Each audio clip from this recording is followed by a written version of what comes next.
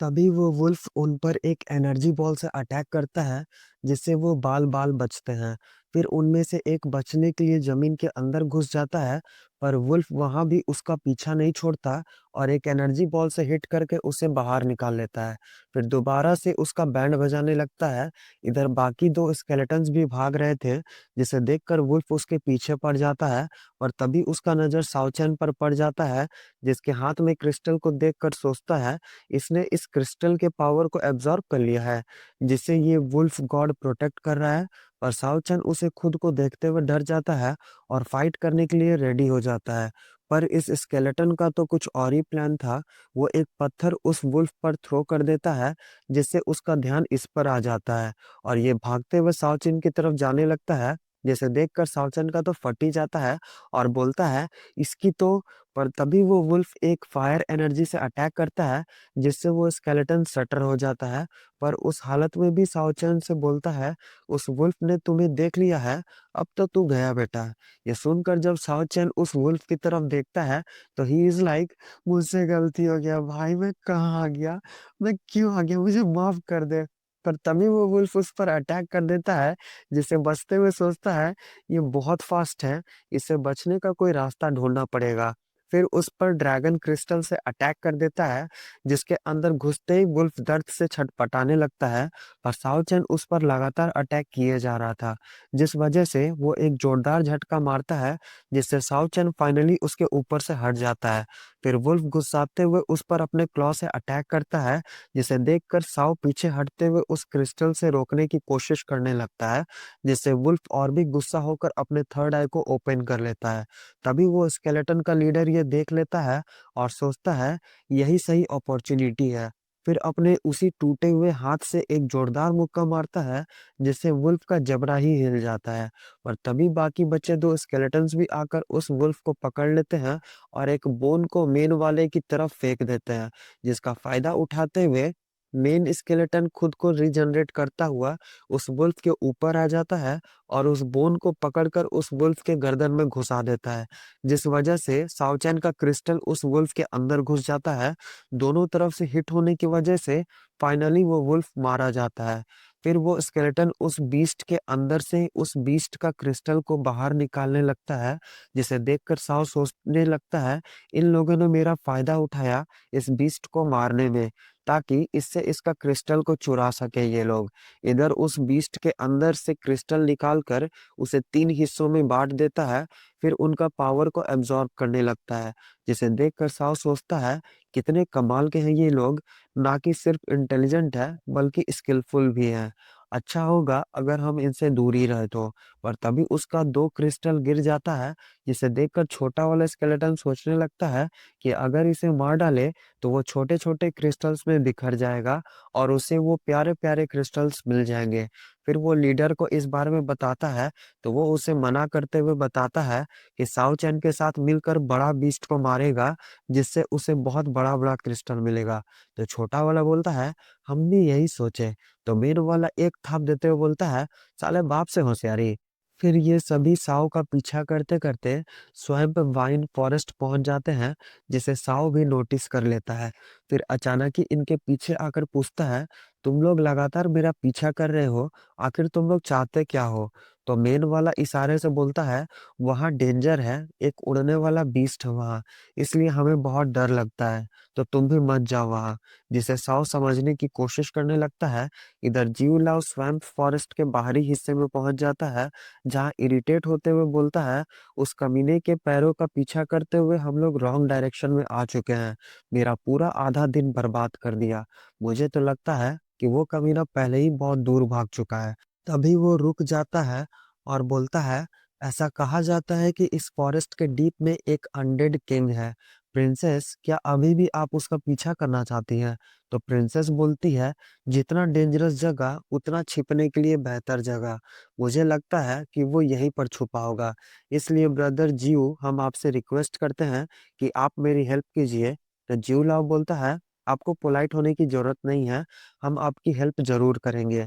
वैसे भी हम किसी को इन्फॉर्मेशन कलेक्ट करने के लिए भेजे हैं, वो जल्दी ही आता होगा। तभी एक कौवा उड़ते हुए उसके पास आता है, जिसके आँखों में वो लोग साओ चैन को देख पाते हैं, जिसे देखकर जीव बोलता है, वो कमीना यही कहीं आसपास है।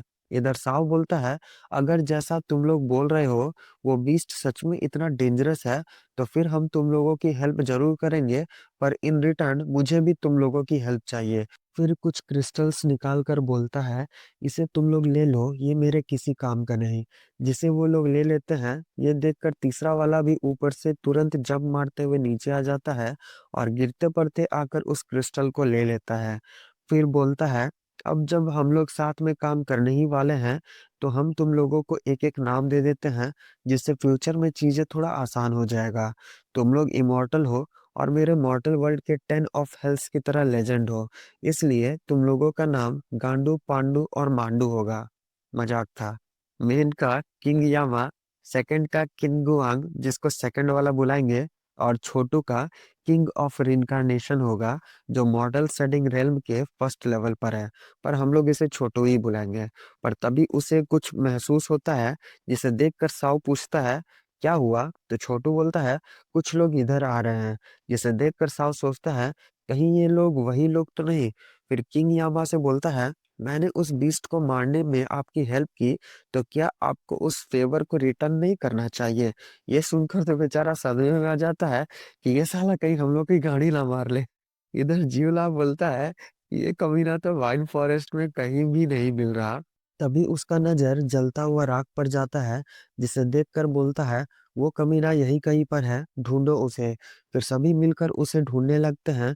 तभी एक हाथ एक गार्ड के पास आकर गिरता है, जिससे वो डर जाता है और बोलता है, किस कुत्ते का है ये जो मुझे डराना चाहता है?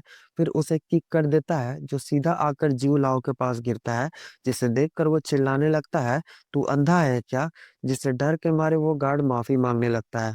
तभी अचानक बहुत तेज हवा चलने लगता है, जिसे देखकर सभी परेशान हो जाते हैं और सभी को अलर्ट रहने बोलते हैं।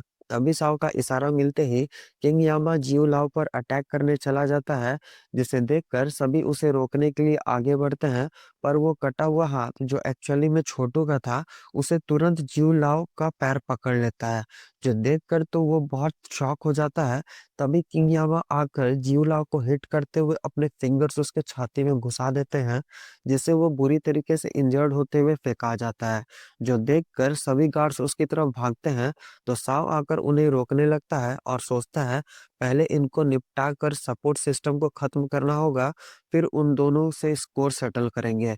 इधर छोटू भी जमीन फाड़ फाड़ कर सबका लिए जा रहा था, तो किन गुआंग सीधा प्रिंसेस पर ही अटैक कर देता है, जिससे डील करते हुए प्रिंसेस बोलती है, मेरे से तो तुम दूर ही रहो। जिसे देखकर छोटू बोलता है, तुझा महिला तो हम लोगों को कचड़ा समझी क्या? अभी बताता है। फिर इसको मारा, उसको मारा, अरे खोदली खोदली खोदली, जय सिया राम। सब खत्म। ये देखकर तो जीवलाल छाती पकड़ कर सोचने लगता है, हे भगवान, ये मैंने क्या देख लिया? पर इस कमीने साव चैन का हिम्मत कैसे हुआ इन लोगों के साथ मिलकर मेरे अगेंस्ट प्लॉटिंग करने का? फिर अपने लाइफ स्क्रॉल को एक्टिवेट करने लगता है।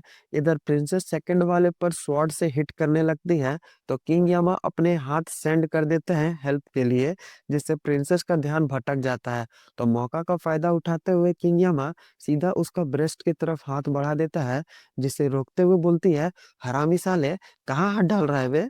और सेकंड वाला उसका राइट हैंड पकड़ लेता है, तो अपना स्वॉर्ड छोड़ते हुए बड़े स्टाइल से उसे किंग यामा पर थ्रो कर देती है, जिसे वो डॉज कर लेता है। फिर छोटू एंड सेकंड वाला मिलकर प्रिंसेस पर अटैक करने लगते हैं, तो किंग यामा अपना हाथ भेज देता है इनका साथ देने के लिए। साला बहुत हरामी है। तभी छोटू नीचे जाकर प्रिंसेस का पैर पकड़ लेता है, तो प्रिंसेस सोचती है, ये हरामजादा किधर से आया, और उसे किक करते हुए खुद से दूर कर देती है। फिर सब पर अटैक करते हुए बोलती है, साला तुम लोग मेरा पिछवाड़े में दर्द बन गया है। इधर साव गार्ड का इज्जत लूटते हुए जीवलाव पर अटैक कर देता है, जिसे देखकर जीवलाव उसके अटैक को अपने स्क्रॉल से रोक देता है। फिर बोलता है, हम तुम्हें पहले अंडर एस्टिमेट किए, पर अब तुम्हें अपना ट्रू स्किल्स दिखाते हैं। ये बोलकर अपना 8 ट्रांसफॉर्मेशन स्क्रॉल को एक्टिवेट करने लगता है, जिसमें फ्रीजिंग कोल्ड का पावर है, जिसे देखकर साव सभी को सावधान रहने बोलता है। तभी जीव लाव आइस पावर से उन पर अटैक कर देता है, जिससे सभी बचने की कोशिश करते हैं, पर फिर भी एक एक करके सभी फ्रीज होना स्टार्ट कर देते हैं। पर जैसे ही साव फ्रीज होने लगता है, तो किंग यामा उसे ढकेलते हुए बचा लेते हैं और खुद कंप्लीटली फ्रीज हो जाते हैं। ये देखकर साओ को जियो लाओ पर बहुत गुस्सा आने लगता है, पर तभी जियो लाओ अपना हुटियान स्पिरिट को समन कर लेता है और बोलता है, खुद को सरेंडर कर दो, स्ट्रगल बस बेकार का है तुम्हारा, तो मेरा मैच नहीं हो। और ये बोलकर अपने आइस स्पाइक्स को उसके पैर में घुसा देता है, जिससे साओ अब कहीं भी भाग नहीं सकता था। तभी एक बड़ा सा आइस स्पाइक क्रिएट करके उस पर अटैक कर देता है, जिससे किंग यामा का वो कटा हुआ हाथ आकर रोक देता है। उसके हाथ का ये हालत देखकर साओ को बहुत गुस्सा आने लगता है उस पर तभी जियोलाओ अपना आइस स्पाइक को उसके ठीक आँख के 1 सेंटीमीटर करीब लाकर रोक देता है और बोलता है, तुम मरना चाहते हो पर तुम्हें इतना आसान मौत नहीं मिलेगा। फिर अपने स्पिरिट को उस पर अटैक करने भेज देता है, जिसे देखकर साव गुस्साते हुए अपने पावर से उसके आइस को तोड़ देता है, जिससे वो फ्री हो जाता है। पर वो स्पिरिट साव के चारों ओर घूमते-घूमते अपने साइज को बस बढ़ाए जा रहा था, मानो पूरा जंगल ही खा जाना चाहता हो। पर साव को कोई फर्क नहीं पड़ता और जीवलाओ से बोलता है, हम दोनों काफी लंबे समय से एक दूसरे को झेल लिए, अब टाइम आ चुका है कि इससे अब खत्म कर दिया जाए। इसी के साथ ये वाला एपिसोड खत्म।